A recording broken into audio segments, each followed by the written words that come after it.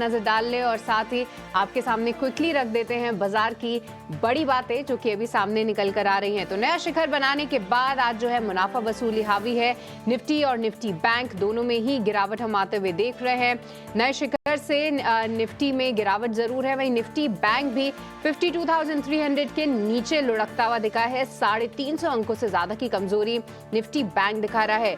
वहीं IT sector को छोड़ सभी इंडेक्स में आज गिरावट है। आईटी सेक्टर को जो जान भरने का काम किया है वो डेफिनेटली इन्फोसिस ने किया है, पर इसके अलावा कैश मार्केट में भी कई सारे स्टॉक्स जिनमें हाल फिलहाल हमने जबरदस्त तेजी देखी थी, जैसे कि रिफाइनरी शेयर्स, उनमें भारी गिरावट जरूर है।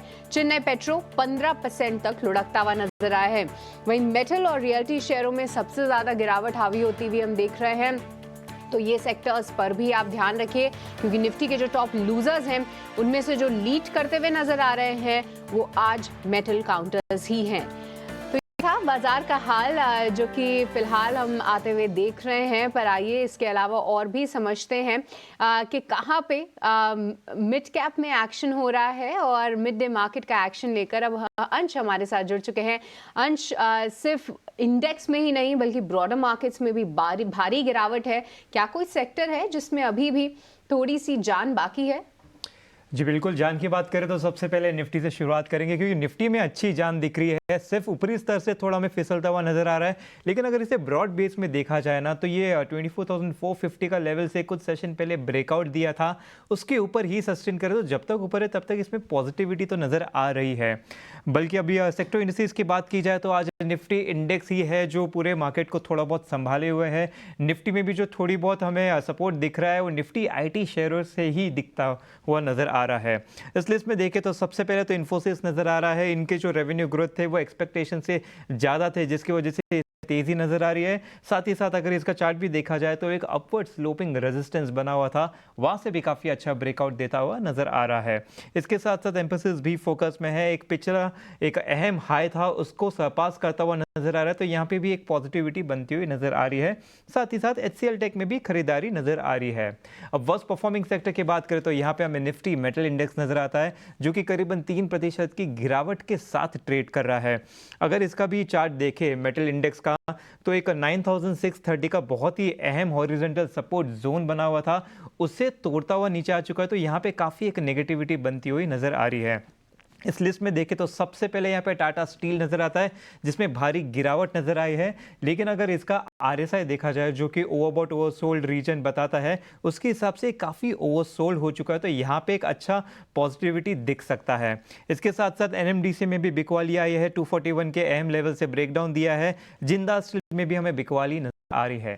स्टॉक स्पेसिफिक बात करें तो ऑल टाइम हाई शेयरों में हमें एआईए इंजीनियरिंग दिख रहे, कल्पतरू प्रोजेक्ट और ब्रिटानिया जैसे स्टॉक भी नजर आ रहे हैं, जिसमें हल्की फुल्की खरीदारी नजर आ रही है।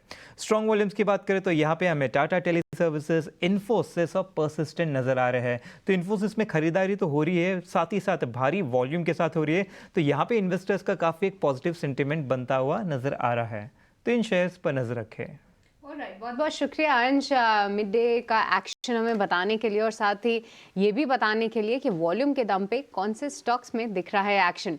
पर चलिए अब आगे बढ़ेंगे और अब हमारे आज के मेहमान को जोड़ेंगे। हमारे साथ विनीत बोलिंजकर जुड़ चुके हैं। विनीत जी, आपका बहुत बहुत स्वागत है, शुक्रिया अपना समय देने के लिए। पर विनीत जी, आज बिकवाली हावी होती हुई दिख रही है मार्केट्स में, और बजट के ठीक पहले ये जो हम प्रॉफिट बुकिंग कह लीजिए वो देख रहे हैं, या वीकनेस बोल लीजिए वो देख रहे हैं मार्केट्स में। क्या ये सही मौका है थोड़े अपने प्रॉफिट्स बुक कर लेने का? क्योंकि कई सारे सेक्टर्स जैसे डिफेंस, रेलवेज, कुछ refining companies broader market space में से जिनमें हाल फिलहाल काफी अच्छा एक्शन दिखा था, उनमें भारी गिरावट है। अगला हफ्ता बजट के लिहाज से इंपॉर्टेंट रहेगा, पर क्या आज फ्राइडे के दिन प्रॉफिट बुक कर लें?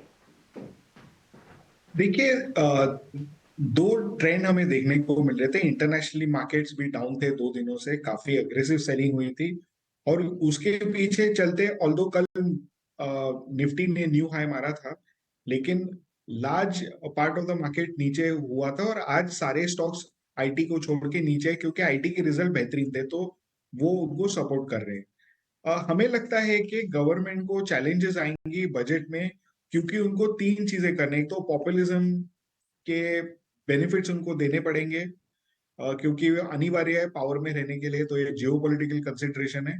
दूसरी चीज है, ये करते समय अपने को फिस्कल डेफिसिट को भी संभालना है, उनकी जो ग्रोथ ट्राइजेक्टरी उसको इंटैक्ट रखना है। और तीसरी चीज है, ये दोनों चीजें ध्यान में रख के आपको केपेक्स और इंफ्रास्ट्रक्चर लेआउट के लिए भी आपको फंड्स प्रोवाइड करने हैं। तो ये सारी तीन चीजें गवर्नमेंट कैसे परफॉर्म करेगी, ये ट्रेपीज एक्ट, उसके चलते कंसर्न्स है मार्केट में, और उसके वजह से बजट के पहले थोड़ी प्रॉफिट बुकिंग आ रही है। हमें लगता है ये प्रॉफिट बुकिंग बजट के पहले तक चलती रहेगी, और जिस दिन बजट आएगा उस पे मार्केट अनुमान लगाएगा कि ये तीनों ट्रेपीज एक्ट में कितना सफल हो रहा है गवर्नमेंट। और अगर वो बजट में ऐसे संकेत मिले कि ये पॉसिबल नहीं है, तो ज्यादा करके हमको लगता है और थोड़ी सेलिंग उसके बाद में आ सकती है। तो इसके चलते हमें ये सारी चीजें ध्यान में रखते हुए अपना ट्रेड लेना चाहिए। ऑल राइट, तो ये नज़रिया फ़िलहाल मार्केट्स पे आता हुआ कि प्रॉफिट बुकिंग थोड़ी और भी हावी हो सकती है। पर विनीत जी, जिस तरीके से ब्रॉडर मार्केट स्पेस में तो एक्शन है ही, जहाँ पे गिरावट हम देख रहे हैं, पर आज मेटल काउंटर्स कमज़ोर हो रहे हैं, साथ ही आईटी भी, हालांकि इन्फोसिस पुश दे रहा है पर इतना पुश नहीं है। कोई ऐसा सेगमेंट विनीत जी जहाँ आपको लगता है कि थोड़ी सी और प्रॉफिट बुकिंग हावी हो सकती है? देखिए, मुझे लगता है डिफेंस, रेलवेज और जो मेटल स्टॉक्स है उसमें प्रॉफिट बुकिंग और चल सकती है, थोड़ी और देर तक भी चल सकती है, क्योंकि ये काफी एग्रेसिवली बढ़े थे और इनकी ओवर वैल्यूएशन भी हो चुकी थी। काफी नए स्कीम्स लॉन्च हो गए थे बाय द म्यूचुअल फंड्स जो इनमें इन्वेस्ट कर रहे थे। लेकिन अब मुझे लगता है कि ये जो पेंट अप बाइंग है, सारी फोमो ट्रेड सारे खत्म हो गए, और वो जो आउट परफॉर्मेंस हुआ था उन सेक्टर्स का ओवर वैल्यूएशन के कारण, अभी वो सब रिट्रेस कर रहे हैं और थोड़ा सा उनकी वैल्यूएशन में नरमी आ सकती है। ऑल राइट, तो ये कुछ एरियाज हैं जहाँ पे थोड़ा सा सतर्क हो जाना चाहिए। वैल्यूएशंस के लिहाज से बहुत ज़्यादा कंफर्ट नहीं है। विनीत जी, बहुत बहुत शुक्रिया अपना टेक देने के लिए, पर आप हमारे